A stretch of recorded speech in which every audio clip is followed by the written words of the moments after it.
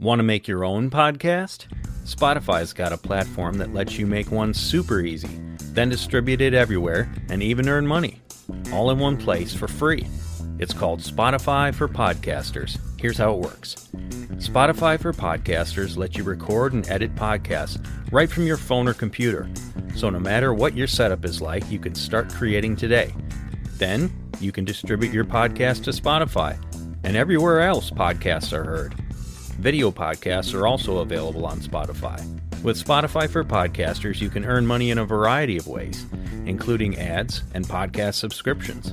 And best of all, it's totally free with no catch. Ever since I discovered Spotify for Podcasters, I feel like I have an outlet for the creativity and ideas I want to share with the world. I recommend you give it a try. We all have a voice, so share it with the world. Download the Spotify for Podcasters app, or go to spotify.com/podcasters to get started today.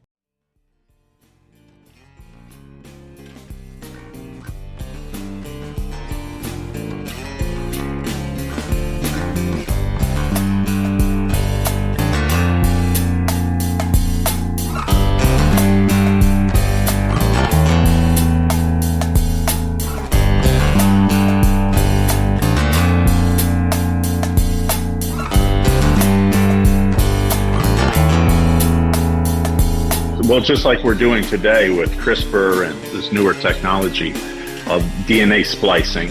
So is it possible that knowledge was available and taught or was done by the watchers or the offspring, and they did their own scientific manipulation?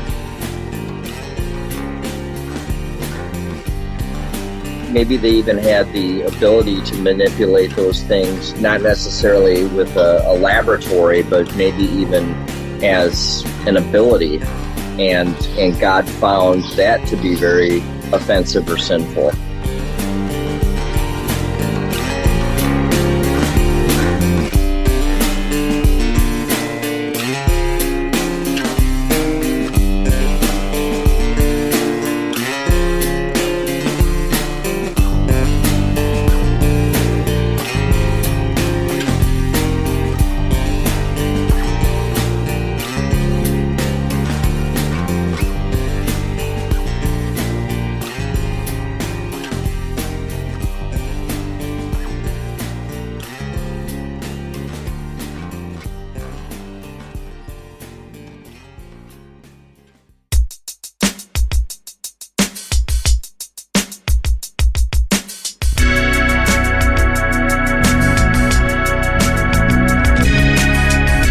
Welcome to the Days of Noah podcast, where we talk all things biblical, supernatural, and strange. This week we're going to dive into reviewing Blurry Creatures episode number 11 with Dr. Judd Burton, and discussing, was there a gap of unknown time between the beginning of creation in Genesis 1:1 and 1 verse 2, when the earth was without form and void? And then we're also going to discuss just what were the days of Noah like. What a terrible time to live in the violence and evil as God described it. All the thoughts of men's hearts were evil continually all the time.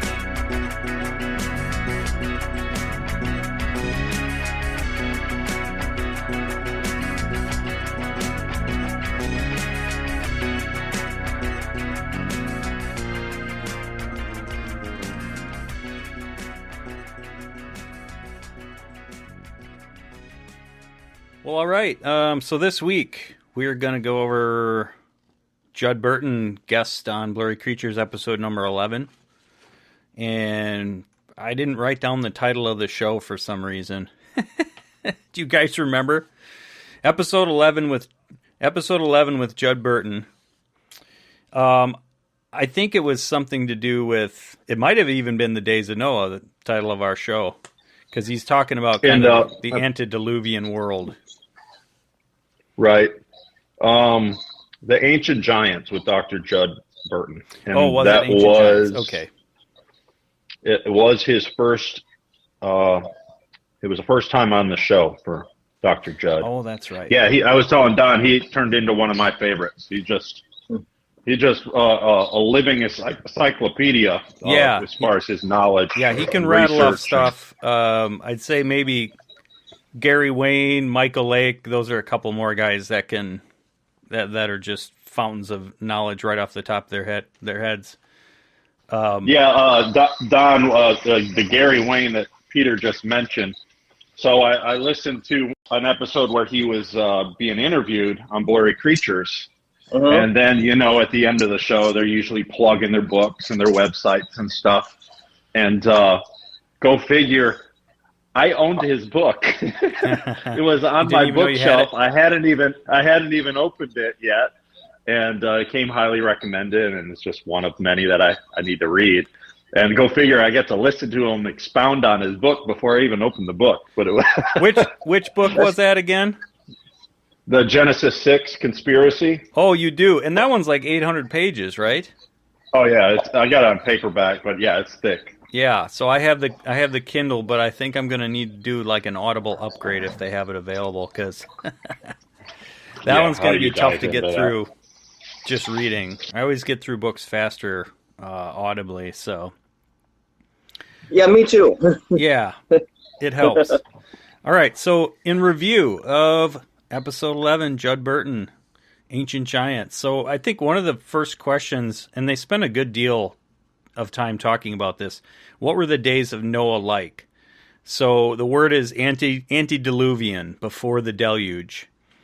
Before the flood. Yeah.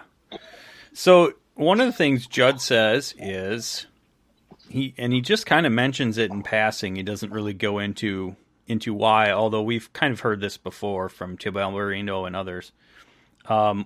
He says Adam and Eve were not the first humans. What do you guys think? Do you think there was like a pre-Adamic race, or maybe some cataclysm? I think they were.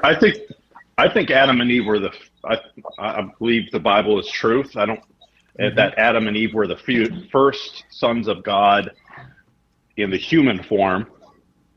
But we don't know time-wise how much time passed between the two of them procreating, and how many offspring did she have where she wasn't under the curse of the labor pains and stuff. So I would venture to guess there was children of theirs. They were doing what God commanded, being fruitful and multiplying. And who knows, maybe even the time of 9 months was shorter, where she was able to conceive, labor, delivery, have a healthy child in a shorter time span. So that's just kind of my running opinion or guess on it. Sure. And I guess that depends on if she had other children prior to the curse.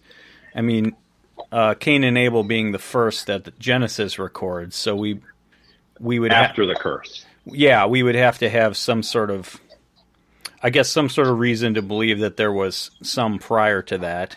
If we just and the reason the scripture talks about in Genesis, there is when Cain was under the curse and sent out, there was people that he connected with. He ended up meeting a wife and stuff like that. He was a vagabond. So there's kind of some scripture, and I have to pull out my Bible to look at it exactly, that reference there was other people on the planet besides Adam, Eve, and Cain. Sure. You know what I'm saying? Well, there could also he was been interacting with. There also could have been a fair bit of time before Cain killed Abel, and they had other sons and daughters, and he married a niece or something like that. So it wouldn't necessarily, I guess, all I'm saying is, wouldn't necessarily have to be a predecessor of his. It could have been part of that lineage. I don't know. But yeah, that's it. Go ahead, Don. Oh, no, I just had something to add to this, and it's just straight out of the Bible. it's going to be Genesis 1:28, and God blessed them and said unto them, be fruitful and multiply and replenish the earth and subdue it, have dominion over the fish. And then it goes into what they would have dominion over. But the word replenish, I think, is the big catch there, because that kind of tells me that there was something there prior and that they would replenish. And it was interesting what Luke was talking about when it came to maybe other children prior to the birth, because in order for somebody to receive pain in childbirth, I think the way it's written, they should have already had a child. So it kind of appears that way. And what does everybody think of the time period, though, that Adam and Eve were in the garden? I mean, the Bible almost makes it look like, they were created and they ran right to that tree, and we just don't have that time period. We just don't have. Right. I know a book of Jasher, I think, is the one that has some different time frames given, like they were there for potentially decades, but we obviously can't take that as necessarily authoritative, but yeah, that's possible. What was the verse again, Don, that you read there? It was Genesis 1:28. 1:28, okay. And which version did you have? So I happen to have King James in front of me. Okay. So that's what I have right there. Okay. All right. Yeah. Yeah, there's a lot of debate on the word replenish, and then the idea of either a pre-Adamic race or what some have termed gap theory or ruin and restoration theory. So I've been listening to a little bit of Doug Hamp, and he's a Hebrew scholar, one of the I would consider him one of the foremost experts on the Hebrew language. And I was listening to a debate with he and a friend of his, also named Doug. And Doug Hamp was taking the position of young Earth creationist and no gap theory. And then the other person was old Earth creationist, but still 6 literal days of creation. So that was kind of interesting. He wasn't like totally saying, billions of years plus, non-literal days for Genesis. But Doug Hamp, not to get the two Dougs confused, he gets into a lot of the grammar that's involved. And he says it, in his opinion, the Hebrew grammar makes it clear that when you get to Genesis 1:2, let me just find it here. When you get to Genesis 1:2, and it says, "Now the earth was formless and void," he calls that a parenthetical statement, and he says it's very common in the Hebrew language to do that. And expound on that. What does that mean? Parenthetical, basically, that's a parentheses, right? It's kind of like an aside. It's like if I said to you, now you remember that store we went to last time? Well, this time when I went, such and such happened. You're kind of interrupting your thought to give a little bit more information or a little sidebar. And I can't talk about all the finer points of the discussion, but Doug Hamp kind of says it's really clear to him in the Hebrew that there was no gap between God created the heavens and the earth. So Genesis 1:1, he's saying before Genesis 1:1 there was literally nothing. There wasn't even space or air or void or anything. The first act of creation is Genesis 1:1. And then this gap theory or ruin and restoration, which is kind of what you were hinting at, Don, about the replenishing, is that idea that between Genesis 1:1 and Genesis 1:2, something happened. Maybe the fall of Satan, some cosmic battle, the earth in desolation, and then it had to be replenished and remade. So all that stuff is really interesting, and we can definitely devote more time to that. And I'm not saying I have the answer. I'm just one guy that I've kind of latched on. And I will say this too, quick. Mike Heiser has a series of lectures. It seems like he did it like in a university setting, and he's talking about this very thing. He says that you can actually make the case grammatically correct that instead of in the beginning, it could say, once upon a time. No, how did he put it? He said when. Well, actually, I heard once upon a time one time, yeah, so I wasn't trying to. Yeah. Anyway, that to me, I don't know if it sticks in my mind because you still have that word in Genesis 1:2 where it says now. So if you said, when God began, or when God made the heavens and the earth, and then comma, now the earth was formless and without form, or formless and void. That word now doesn't fit when you start a sentence with when to me. So I'm not. So I don't sure. know what version you're using with that. I'm in the new. It's not necessarily a version. Mike Heiser was making the case that, in terms of the Hebrew words used, that it actually could fit to say when, but most translations stick with in the beginning for the first three words. They don't use when. Correct. Yeah. Yeah. But it's interesting to me. It's in verse 2, it says, the earth was without form and void, and darkness was on the face of the deep. So that tells me that before the 6 days of creation, there was already the earth in Genesis a 1:1 certain state. Yes, Genesis 1:1 gives us heaven and earth, but in a incomplete state is the way Doug Hamp puts it. He uses the analogy of concrete in a mixer, right? It's just a slurry. It's not poured into a form yet. It's not complete. Yeah. So, and we do have, and this is just kind of my thought on it, we do have that verse about the waters being divided from the waters, and let the waters be separate from the dry land, right?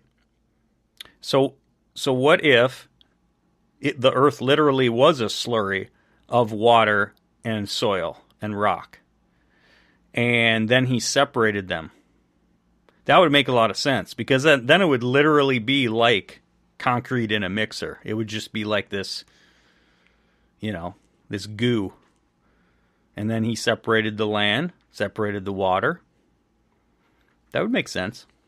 Unless it was, as we see islands, you think of a volcano that comes up from the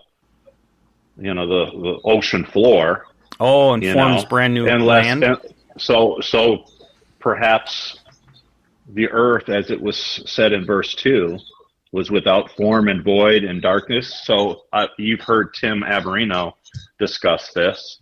He thinks of earth as being in a state of judgment, and that during the time of Genesis, God is restoring earth, mm-hmm. and giving, and so he's making it new again. He's restoring it, and then he's creating all this wildlife, and then the first humans. So I could almost envision there's land underneath the waters. It's dark. It's in a state of judgment. There's water everywhere. So it's like one big globe of water. And then out of the water, the land is coming up, which now is, I was just reading it. Mm-hmm. Let us divide, verse 6, let us divide the waters from the waters. So it's almost as if, you have one universal ocean, because the whole globe is water. But then if the land's coming up, now it's dividing the waters from the waters, and it's creating an Atlantic Ocean over here and a Pacific Ocean over here, and it's dividing the waters from the waters, and it's giving you specific areas for the land inhabit. dwellers, to inhabit. What do you think? If you were to, obviously Tim's not right here, but if you were to pick his brain and say, okay, let's leave room for this cataclysm or this judgment, where in terms of the order of creation would it have happened? Because if we're talking about we've got heaven and earth and it's without form, because it was later days of creation that he gets to plants, animals, people, all of that stuff, right? So if we're talking about some time period where there was this war or this judgment happening, wouldn't that have preceded all of that stuff? Like literally no animals, no plants. Yes, as far as Earth is concerned, absolutely. So the Earth would literally be barren. It would just be like water and dirt and and maybe not even our star. Yeah, there's no light. Yeah. So that gets into the gap theory, basically. I'm of the opinion that and I think where he's gathering that viewpoint, which is what I was getting at with verse 2, the earth was without form and void, and darkness was on the face of the deep. That's just a hint that there was something before creation. Before God said, let there be light. Before God divided things. Yeah. That's one way you could take it. Yeah. So to answer your question, how would he look at it? That's how I would interpret his thinking, is he's looking at scriptures like that hint at something before creation. Okay, so you would say he would fit right in with the gap theory that between Genesis 1:1 and Genesis 1:2 there was something untalked about that went on. Yeah, go ahead. That's my opinion as well on creation, that even the angelic was created, because I think there's reference of it in Job, that the angelic was created before man. I've heard many commentators talk about it, that the angels observed the creation or the rebirth of earth and the creation in Genesis 6. They observed all that stuff. What verse? What is the first verse that we have that talks about the angels? Well, I mean, we've discussed it before, that we believe, we've heard or researched that Job is considered to be the oldest book of the Bible. And I want to say that Job makes mention of it. Well, right, at the foundation. But you're referring to the creation of angels. Yeah, so, I mean, I guess if we were to... I'm just trying to reference offhand when it's first mentioned, because already in 1:26, Genesis 1:26, it says, "Let us make mankind in our image, in our likeness." And not to get into that here because we don't have the time or maybe we haven't done the study, but I don't believe that has to do with the Trinity, that actually is what Mike Heiser would call the divine council, where he's actually talking to his first creation, the angels, to make mankind in our image. So they're already there. I agree with you. But I think Tim would have to agree with the gap theory that between Genesis 1:1 and 1:2 there was some event. And that's where Doug Hamp is saying that the Hebrew grammar doesn't leave room for that. But we can we can look into that further. Go ahead, Don. And obviously, yeah, go ahead. Go ahead, Luke. All I was going to say is, obviously, if you're just using Genesis as a reference point, you get the rebirth or the creation there, and you have Adam and Eve, and then you have the temptress, it sounds like a woman, the tempter, yeah. come into the garden. Mm-hmm. So that tells me that he was already created before Adam and Eve were formed.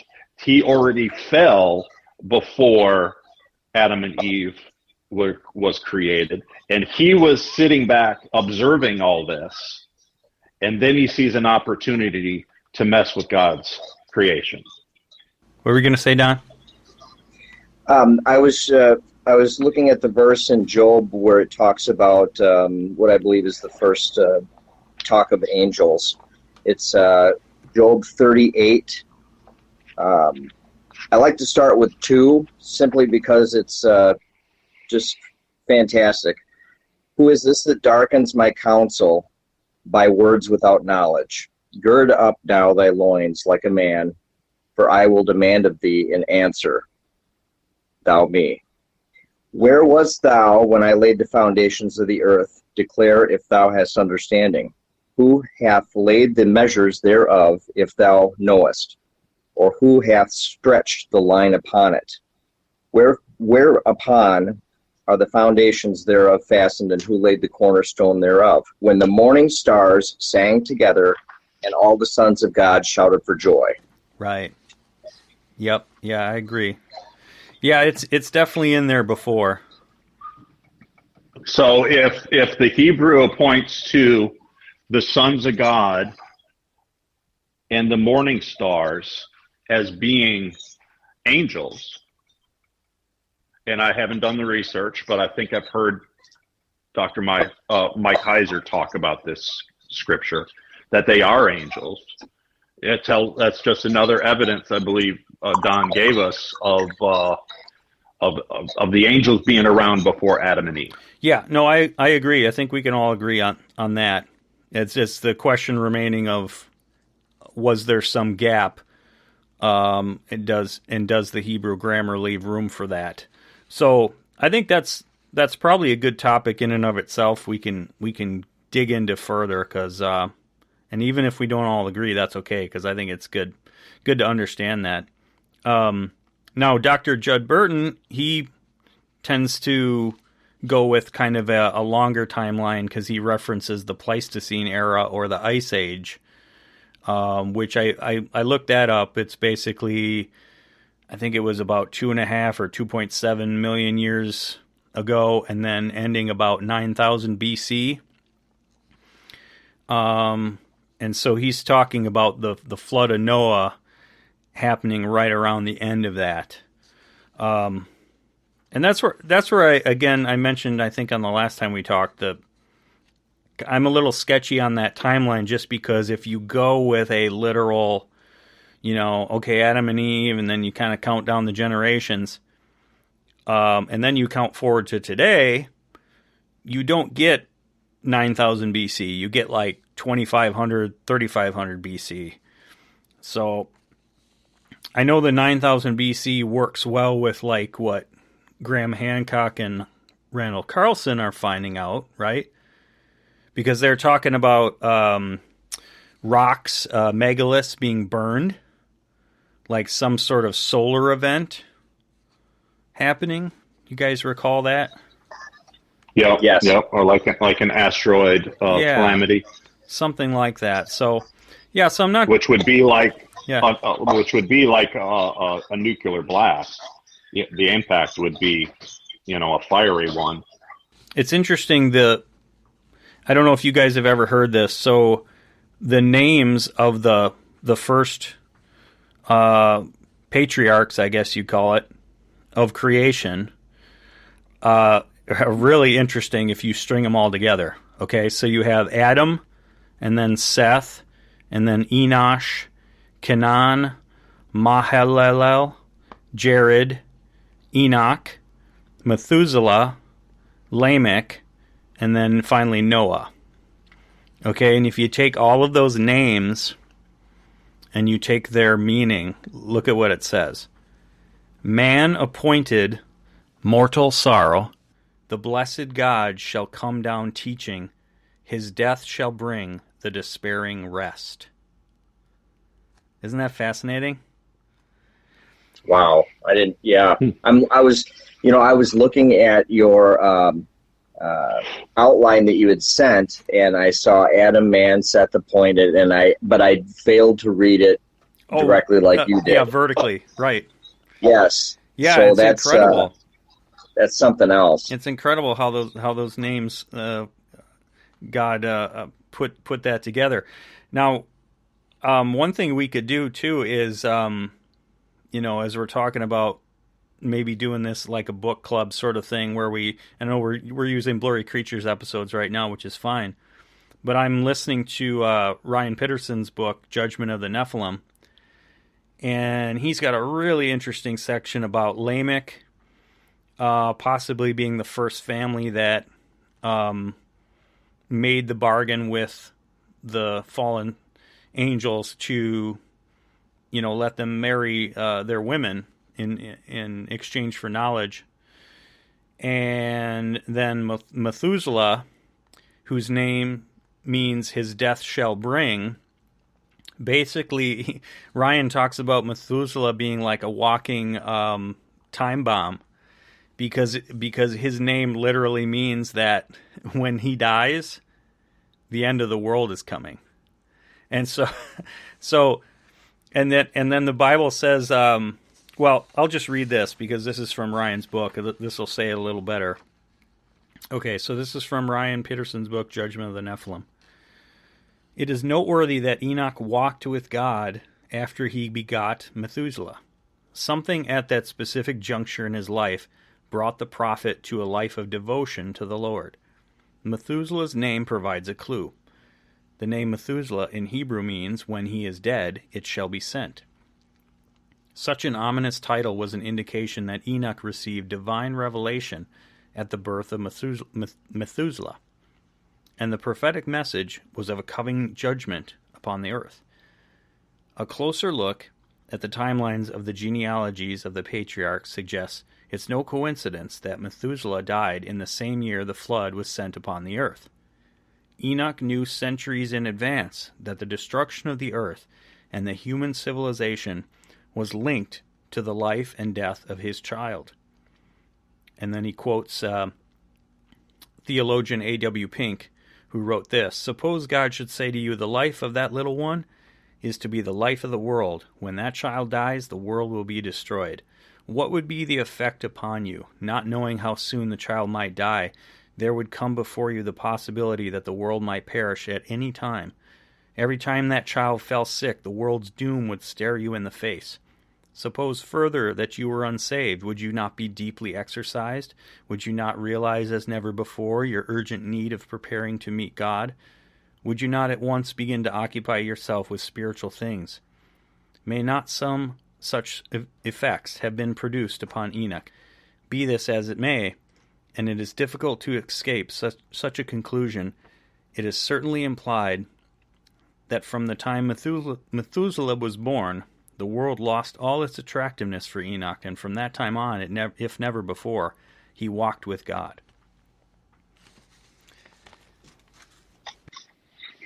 Which it's interesting what you read there, because as we know, Enoch had such a devout relationship with the Lord, intimacy, that he basically got raptured. He did not see death. And if he had a son that made that kind of impression on him, that might have been a catalyst in his spiritual walk, that I am going to make every moment of every day to get closer to this Creator, and this child of mine is motivating me. Yeah, that seems to be what they're saying. I think that they make a good case for that, both biblically and kind of speculating on it, if I can get my words out. Also, too, I think Lamech, his name meaning despairing, because that would have been the time period when God saw that the earth was full of violence and every thoughts of man was evil all the time. So that would have, if he would have been kind of that that from the line of Cain, I believe, bringing about that contract with the fallen angels, bringing in the Nephilim offspring. His name is very fitting. And then, of course, Noah being rest or comfort, that God's dealing with this. And again, we can't take it as canonical, but I like how the book of Enoch says things like, let's see here, and they began, and the giants began to kill men and devour them, and they began to sin against birds and beasts and creeping things and the fish, and to devour one another's flesh, and they drank the blood. And this last part, and then the earth brought accusation against the lawless ones. And there's another section in there where they're basically crying out for help. And I think that's one thing I wanted to mention about, like, what was this world like, was just how incredibly difficult it must have been for humans to survive. The type of violence on the earth. We'll come back to that a little bit later. One thing too, and this is kind of a theory both based in evolutionary thought, but also creationists kind of have this, and I think we've talked about it too, that there may have been a higher oxygen content in the atmosphere. And Dr. Judd talks about that, like experiments with fish where they've hyperoxygenated the water, and these fish get 2 to 3 times their normal size. I did look that up just briefly at Answers in Genesis, and they kind of talk about the reasons for and against that. But they caution that we shouldn't be dogmatic and say that we know it was like that, because we're not really sure. I don't know. What do you guys think? You think there's something to that maybe that had to do with like full genetic expression, as Dr. Judd calls it, where animals and plants were able to get to these massive sizes because of that? I think that it's as good a theory as any, but I like what you said, that we shouldn't be dogmatic about it, because I think looking at this information from a Christian perspective, we do have to leave, I think, those doors open for what God has possibly done and not told us about. Right. Yeah, and I think some people have suggested too, like maybe the flood was the thing that changed, because again, it's talked about that water came up from the ground. So if we go to Genesis 2, 5, and 6, the Lord God had not caused it to rain upon the earth, and there was not a man to till the ground, but there went up a mist from the earth and watered the whole face of the ground. So again, we can't be for sure that this is saying that there was no rain, but it does seem to suggest that rain hadn't happened yet. So again, just as a kind of a counterbalance to this view, because I tend to agree that that's what that verse is saying. But just to balance that out, Answers in Genesis says, that isn't necessarily the case. We can't be certain that that's what that's saying. You guys have any thoughts on that?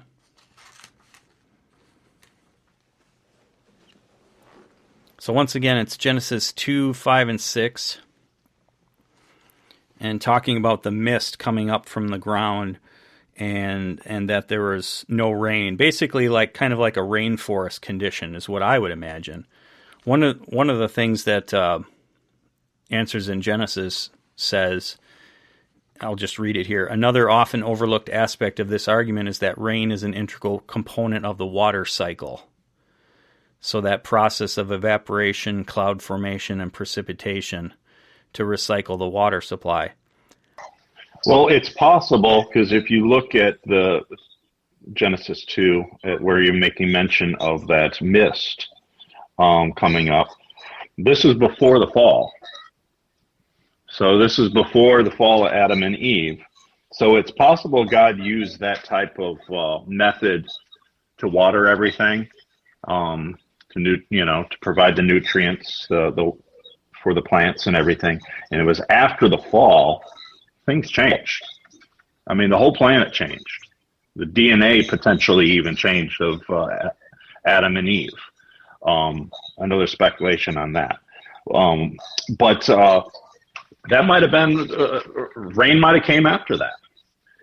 And then you have droughts, and then you have seasons of deluge of water, and the cycles. The cycles.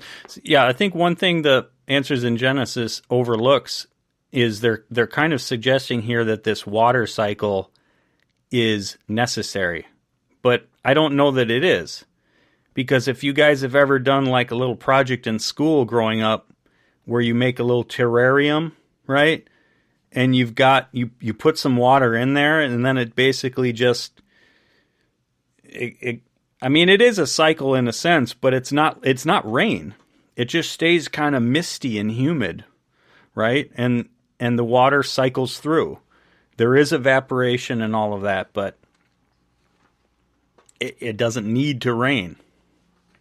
What do you think about the when God talks about the flood and the deep breaks open and is part of the flood, and then of course rain is starting.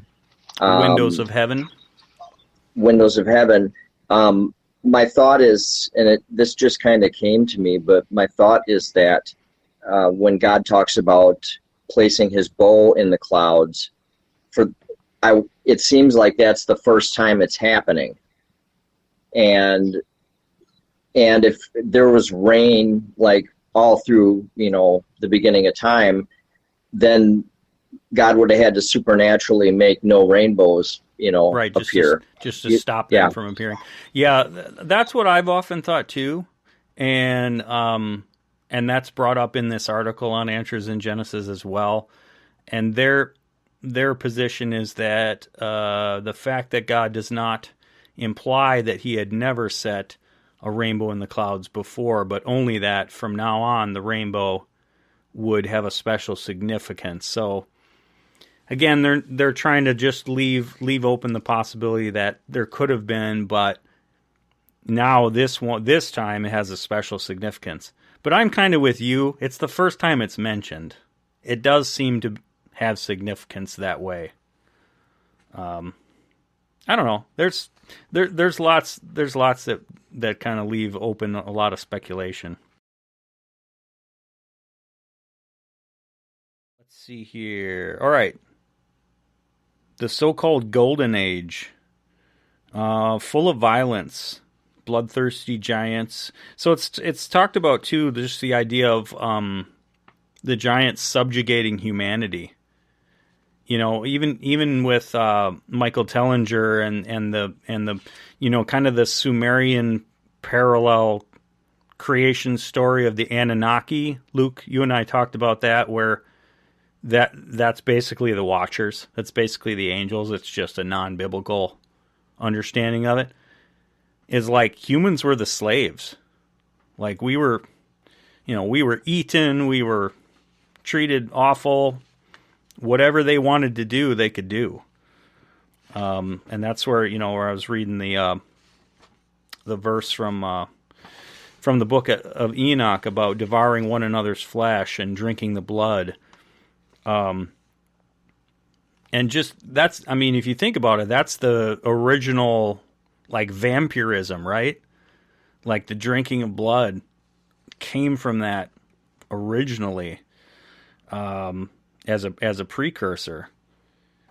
Well, and it's part of salvation too. So that's where I would kind of get a little bit confused. It starts off where God says, "Do not drink blood," and then Christ Himself at the Last Supper says to drink blood, His blood. Yes. And so I can see how the Jews at the time would be completely out of their minds with what he's saying. With that saying. Oh, you're right. Well, and again, we're talking about, I shouldn't say again, but just theologically, Christ fulfilling the law and Satan trying to counterfeit. So the drinking of blood would have been a counterfeit life, because the Bible says the life is in the blood, or the blood is in the life, right? Right. So I think, and it's also interesting that God specifically mentions that right after Noah gets off the ark, I believe. So it seems to be one of the things that was going on, and he's like, make sure you don't continue this practice. And then another thing Dr. Judd brings up is just the importance to distinct between the Watchers and the Nephilim. So the Watchers being the original angels that came to Earth and mated with human women, and then the Nephilim are often thought of as their first offspring. And it's kind of used interchangeably, I guess. Would you say, Luke? Like, between giants and Nephilim, those two words are kind of used interchangeably. Some people say Nephilim is like the first generation, maybe. Yeah, I've heard it described as first generation. I believe it says it in my Bible that the giants, or Nephilim is the Hebrew word for giants, as described in Genesis 6. And a lot of our translations, English translations of the Bible, leave that word untranslated. But if you go to Septuagint, it translates it as giants. So, and Mike Heiser points out too that that word does not mean fallen ones. And I wish I had the video in front of me, but it's a very subtle syllable to that word that if it meant to say fallen ones, it would say it one way, but it actually uses it the way that fits giants. So that's an important distinction. Like, if you were to Google Nephilim right now, you would most likely find some authoritative source that's going to say it means fallen ones, and it actually doesn't. I think Mike Heiser says it's like Nephilim or something like that would be correct for fallen ones, but Nephilim is something different. It's giants. All right, so kind of moving on from there, unless you guys have any other thoughts on that, kind of that pre-Adamic world or pre-flood world. Yeah, I know in that episode, Dr. Judd, he equates it to like Lord of the Rings type of scenario, Narnia, just a state of chaos, and you have otherworldly creatures, roaming about. Some people even think that because of the sin of the Watchers, that even the dinosaurs, at least the ones that were violent, that was the byproduct of all that too. So it was from humans to animals, and it was just a very, like you said, a very chaotic place to live and to survive. And as we believe, that Noah was the last of his lineage, the last of the true genetic humans.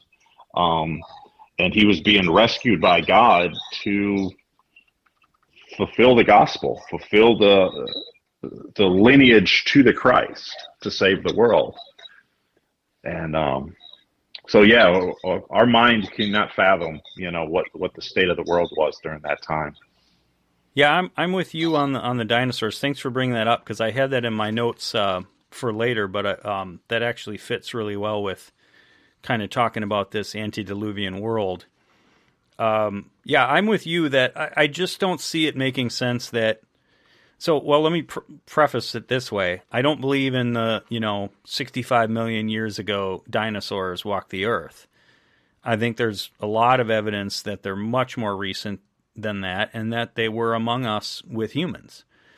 And that being kind of the basis of my thought, I don't see it making much sense that God creates a T-Rex, Velociraptor, I mean, that is Well, an and absolute also, terror. Yeah. and also, yeah, even the Bronchiosaurus, the ones that they claim to be, gentle grass eating, plant eating herbivores. Did they make it on the ark? No, I don't Were think they they made it on after? the ark. Yeah. So that tells me they weren't part of God's original creation as far as animals and such. Well, Because I think the yeah, original is what God is preserving. right, It's after its own kind. it's the it's the tainted ones that are being destroyed. The hybrid, the demonic, the non-humans. Right. And even in the animal kingdom, that's what gets the judgment. I want to look up here Behemoth in the book of Job. Let's see if I can find the verse here. So it's in this whole diatribe that God is giving. Where were you when I created the earth? And okay, Job 40. Okay, it talks about this animal that his strength is in his belly and that his tail is like a cedar. I mean, to me, that is a type like a Brachiosaurus, Brontosaurus. But, like you said, Luke, an herbivore. So maybe that was something that God did create because it's huge, but it's not a threat to humans. I mean, obviously, unless we, get in its way and it's walking to the swamp and we get squished, but it's not going after us basically like a T-Rex would. So, and of course, just going back to like Jurassic Park, that common theory of evolution that dinosaurs came from birds. Well, it could have been, the sinning against all flesh. Maybe it was a mixing of birds and lizards that these creatures. Just like we're doing today with CRISPR and this newer technology of DNA splicing. That's exactly what we saw in the 90s with the original Jurassic Park movie. That they split the DNA and then they didn't have the whole DNA that so they inserted harvested in that. So they inserted something else. Right. So is it possible that that knowledge was available and taught or was done by the Watchers or the offspring, and they did their own scientific manipulation? So it wasn't just a breeding of sex that was taking place. It could have been a literal scientific technology that they were using.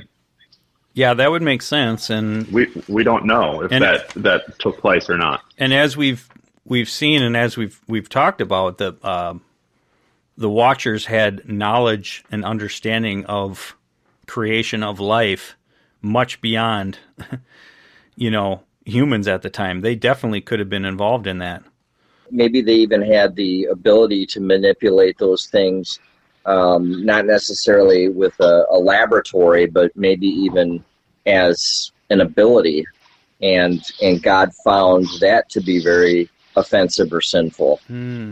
Yeah, almost like an innate ability, like someone is good at, I don't know, they're just academically gifted or they're good at sports. Maybe they had a type of gifting that allowed them to, in a sense, manipulate or create. And God more than likely said, don't mess with the creation. And maybe that's something that happened. Yeah, I think that's a good point. One thing, too, is Dr. Judd mentioned Steve Quayle as a quote for understanding Genesis 6 and the sin of the Watchers as being the Rosetta Stone of the Bible, like just what it unlocks in terms of understanding the Old and the New Testament and the significance of the harem of all these tribes where it was utter destruction. that Joshua was on the rampage against these groups, and and I think to me that's like really central to understanding God's character and the Bible.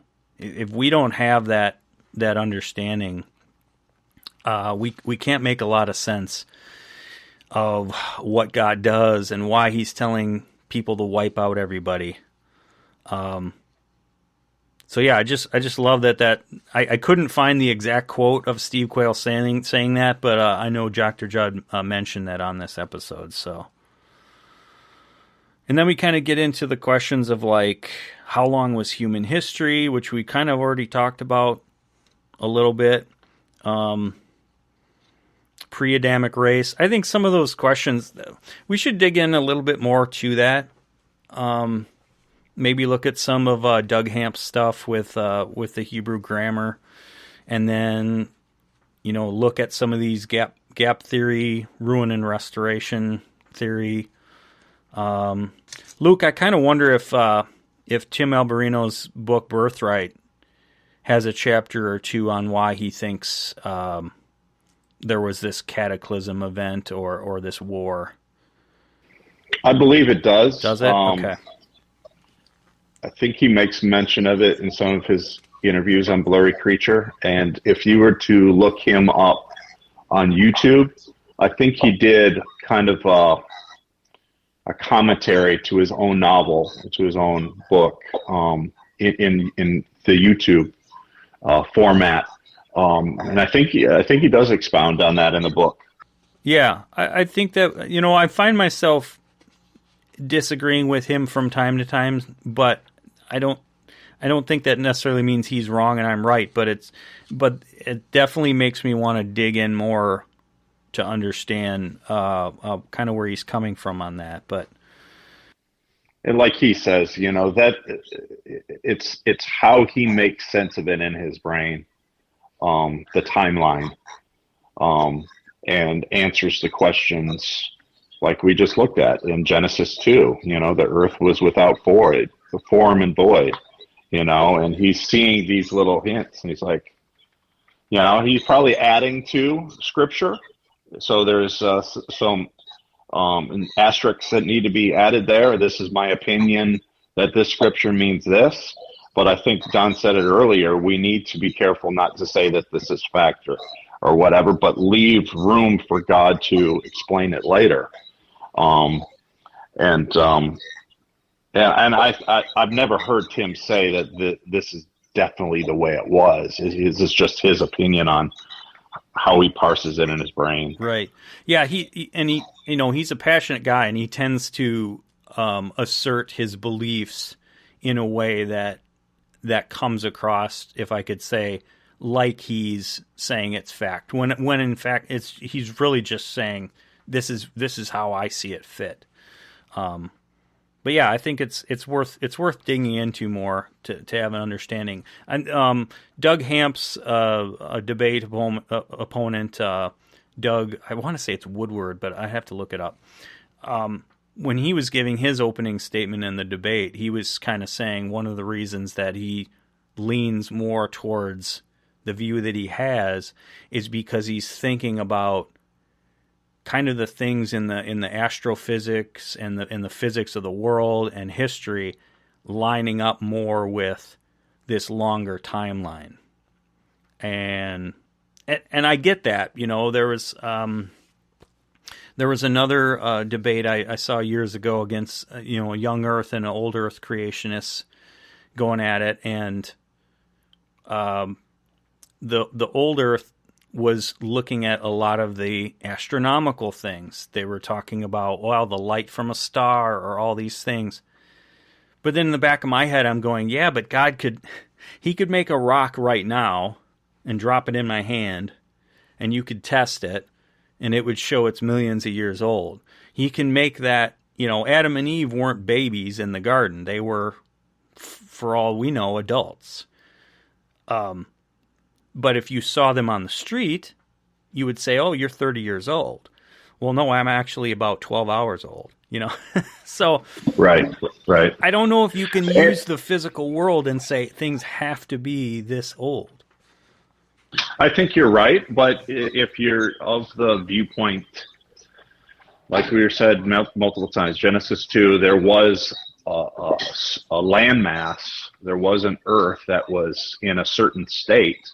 Could that have been created and satisfy the scientist's view on timeline? And then, so it's like both are right. Yeah, this is old, but then we have the Genesis account, and then we got the young earth. So it's kind of like both are mingling together, and both puzzle pieces fit. I don't know. Yeah, that's possible, and that's kind of the position that that the other Doug took in the debate was, I think things have been around for thousands or millions of years, but I also still think creation was 6 literal days. He just thought that there was like a big, between Genesis 1:1, 1:2, there was a lot of time. But at the very least, I like how in one of Doug Hamp's seminars, he puts it this way: Genesis 1:1 is the beginning. Like, there's nothing before it. There's literally just God. And that's kind of where at least I start with. And then from 1:1 to 1:2, that's a little more up in the air. But yeah, you know what? I think let's save some of this other stuff for next time. Let's get into kind of the significance of Mount Hermon. Ryan Pitterson has a section in his book where he asserts that it may have been more likely the River Jordan is where these watchers would have come down and commingled. So we could maybe get into that. And then the other thing I wanted to look at is kind of, because they spent a good deal talking about this, Nate Luke and Dr. Judd did, about the etymology of the word myth, how it's so different from how we use it today, and then, you know, how we associate myths and fantasy with kind of our culture, and we compartmentalize, and that has a lot to do with you know, the Enlightenment era and this age of empiricism where everything has to be tested and verified. I want to get into all that kind of thought, because what that does is it necessarily leads us into needing a skeptical, conspiratorial view of the world, because there's the sense that if you don't have academic freedom, if you don't have be able to discuss ideas freely, you're not able to test things and verify them, then you can't challenge ideas properly. But with that empiricism comes the idea that if you have an oral tradition, let's say, like a lot of these cultures did before written languages, oh, well, that didn't happen, we can't trust that. You know, and so there's this age of empiricism where everything has to be written down or it didn't happen. And that kind of leads into Doug Van Dorn's book on conspiracy theory that I would suggest to you guys would be a good next step after next week. One thing I wanted to mention, I listened to episode 13 of Blurry Creatures. I'm not sure if we had talked about that. That's a Doug Van Dorn one as well. And this is not a quote, but it's the general idea when you're talking about conspiracies, is that an atheist is going to look at the Bible and call that whole thing a conspiracy. And what people are like nowadays are kind of like this, where I get my information is the only source. No other information can challenge it. And anything not on CNN never happened, or whatever. And that's not a quote, but it gives a real good idea as to how our society works right now. And and people don't believe anything anymore.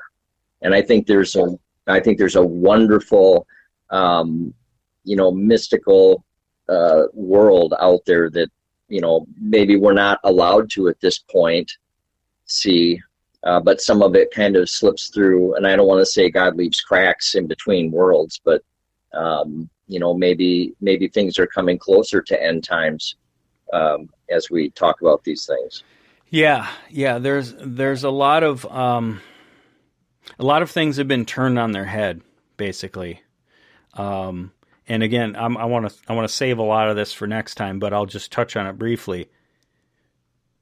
We are in an age of knowledge where knowledge is abundant and freely available. And yet, in that age, very few people take advantage of that knowledge, and very few people, kind of hang their hat on something and say, this is true. It's all kind of up in the air and subjective, and your truth is different than my truth and all of this stuff. So you compare that or contrast that to, times past where knowledge was much more limited, but people were very solid in a lot of what they believed. And now it's flipped. You have an abundance of knowledge, and people are very wishy-washy on what's actually true. I just think that's an interesting juxtaposition. So let's get into, I think for next time, let's get into the rest of the episode, talking about Mount Hermon and the significance there. I could probably send you some links or something, or sections of Ryan Peterson's book where he's talking about the River Jordan as possibly being the place where the Watchers came down and did this sin. And then, I really want to get into just this idea of marginalizing and dismissing knowledge because of the Age of Enlightenment and empiricism and all of that stuff. And I think that leads well into, again, like I said, necessarily having to be open to conspiracies. That's literally the way the history of the world is. You can't get away from it. Or as Steve Bannon says on his radio show, there are no conspiracies, but there are no coincidences. Well, that's a good place to leave it for now. So thank you, Luke. Thank you, Don. And we will pick it up again next week. All right. Sounds good. You guys enjoy the rest of the day. All right. Take care. All right. Bye-bye.